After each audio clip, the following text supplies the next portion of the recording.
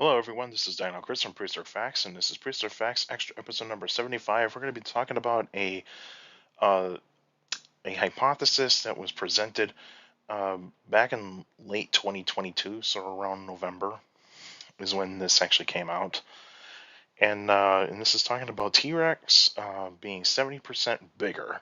So let's actually get started here. So what I actually was trying to find out here is that I tried to look for the paper to see if there's a paper available that I could actually find. So I went on Google Scholar just to find the paper. I could not find it, and so I could not find the paper. So probably was not fully published. But what is what is actually going to be happening here is that I will be looking through a article from Live Science, and so Live Science has the article, and I'll put the link to the article on the description down below, so that way you guys can check that out. And so, what this hypothesis really is suggesting is that based on calculating how many T Rexes were around during the time of the Cretaceous period, the late Cretaceous periods from 68 to 66 million years ago, and so it's calculated by the population, and then it's looking at the largest skeletons that are of Tyrannosaurus rex that are known. So like Scotty, Sue, those types of Tyrannosaurus rex specimens. And what they actually are calculating here is that could a T Rex actually get bigger? Could it get larger in size? And what this hypothesis is saying is that it's a possibility that it can, about 70% bigger. Now, it may sound like a lot, 70%, especially when you look at like Scotty and Sue can get over 40 feet long, and they weigh a and they have a huge amount of weight. Like Scotty is estimated to have like over 19,000 pounds of weight, whereas Sue is like 18,000. So that's actually pretty big. Now, what is going to be what they actually say here. So I'm actually going to read some bits of the article for you guys, so you can check it out. So I'll start by looking at this paragraph here. Paleontologists from the Canadian Museum of Nature in Ottawa, Ontario, estimated that the largest T-Rex may have tipped the scales at a whopping 33,000 pounds, 15,000 kilograms, making it heavier than average school bus, which weighs about 24,000 pounds or 11,000 kilograms. Scientists presented their findings on November 5th at the Society of Vertebrate Paleontology (SVP) annual conference in Toronto. Currently, the heaviest T Rex on record is a specimen nicknamed Scotty, which weighed 19,555 pounds or 8,870 kilograms when it was alive, about as much as 6.5 Volkswagen Beetles. So that is pretty significant right there, because you think about like how big Scotty really is and know how much it could actually get, and saying that a T-Rex could get like to 33,000 pounds, that's crazy. That's crazy of how big it could actually get like that. According to the new research, the largest T-Rex would have been about 70% bigger than Scotty, said said study co-author Jordan Mallon, a research scientist and head of paleontology at the Canadian Museum of Nature. That almost doubles the size of T-Rex, Mallon told Live Science. So what Jordan Mallon is projecting here is that it's basically about weight and also like overall body size. And so calculating how big a T-Rex could actually get is very, very difficult. You have to do a lot of mathematics, a lot of measuring, and also a lot of guesswork. So this is pretty much a really big educated guess. And so I'm going to read another bit here. So to reach this weighty conclusion, the scientists first examined the fossil record, which shows that approximately 2.5 billion T-Rexes once lived on Earth. However, only a small fraction, just 32 adult fossils, have ever been discovered, giving the scientists a limited amount of information to pull from. That's very important right there. That is very important. So there's only 32 adult specimens of Tyrannosaurus rex that have been found. So that means that this is a very very small amount of T Rexes in terms of the population that have been found in the fossil record. And so you think that Tyrannosaurus rex is a very common dinosaur found uh, in the fossil record. Well, first of all, it's not. It is not a common fossil. If you're looking around the Hell Creek Lance Formation, it's hard to find T-Rex specimens. It is very, very hard. You can find their teeth, but an actual skeleton is very, very hard to find. You got to be really, really lucky to find some really good pieces of Tyrannosaurus Rex material to know that you got a T-Rex skeleton in your hands. And so, yeah, it is very, very rare to find a T-Rex. Mallon and co-author David Hone, a senior lecturer and deputy director of education at Queen Mary University of London, also looked at population numbers and average lifespans to create a model of the largest possible T-Rex. They also considered variations in body size based on sexual dimorphism, size differences between the sexes of animals within a species. So they're doing a lot of like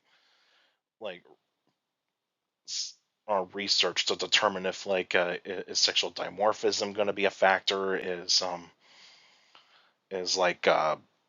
or is it not a factor, that sort of thing. I mean, you got to look at it from that way. And also they look at other animals too. They got to look at other animals, like the dinosaurs closest living relatives, so like crocodilians and birds. There's certain bird species that show females are larger than the males, and then there's still some that say males are larger than the females, or otherwise there's some that are the same size. With reptiles, there's very, very few reptiles that have females that are larger than the males. You could look at sea kraits, for example. Sea kraits, the females are larger than the males. But for crocodilians, it's not that way. Crocodilians, the males are larger than the females. That's why you see massive sizes in the males, whereas the females are a little bit more slender and smaller. And so, yeah, you actually have to look at those into consideration there. And so this is what Mallon said. We wound up building two models, one exhibiting zero dimorphisms and one with strong dimorphisms. If the T-Rex was dimorphic, we estimated that it would have weighed up to 53,000 pounds, 24,000 kilograms. But we rejected that model because if it were true, we would have found even larger individuals by now. So that's a very good point right there too, is that this this could this would have happened, but of course there would have been much larger specimens out there that are bigger than Scotty and Sue.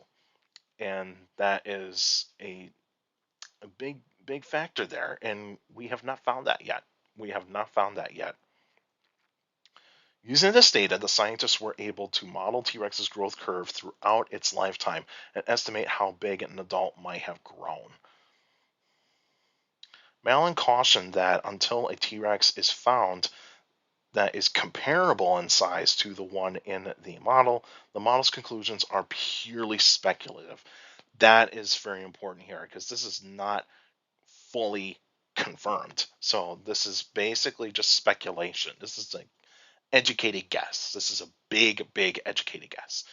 Can there be a T-Rex bigger than Scotty and Sue that is out there in the fossil record? There is a possibility. We have not found that yet. Like I said, we have not found that yet.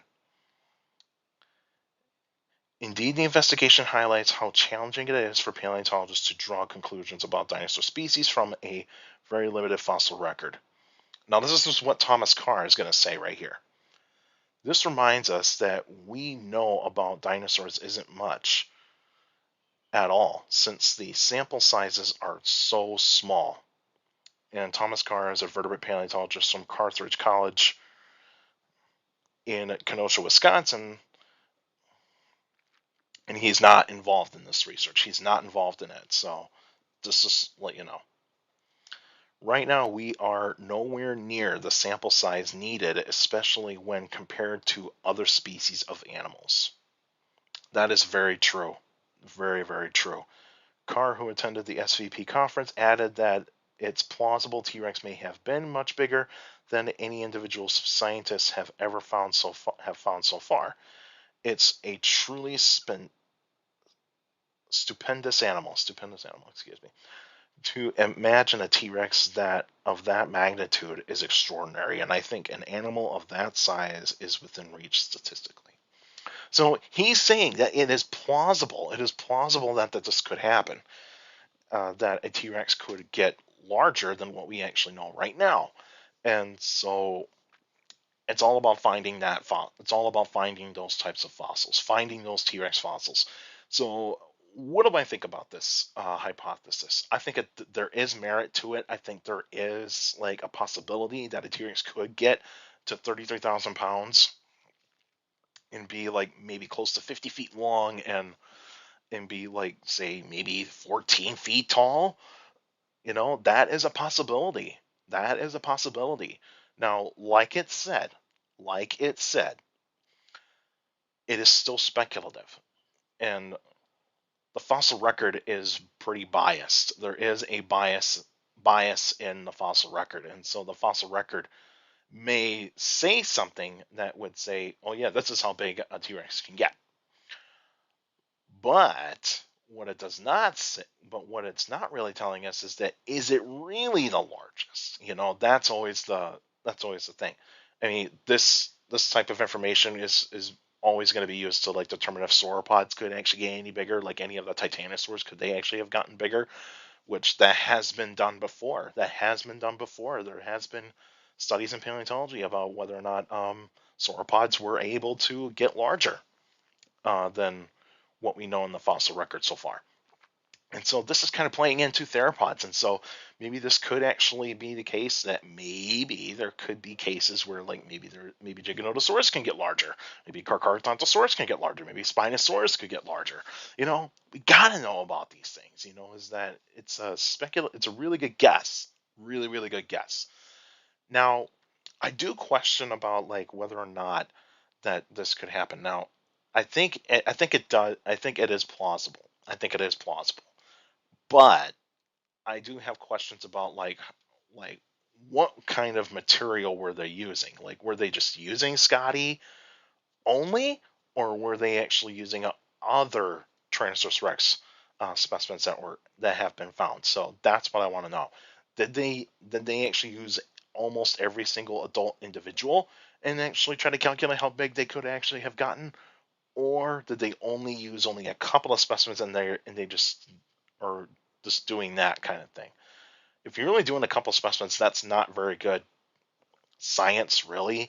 That's just kind of saying that like you rather just do like not as many individuals and just kind of go with that. You need to do all the adult specimens. So I think doing all adult specimens would work really nicely.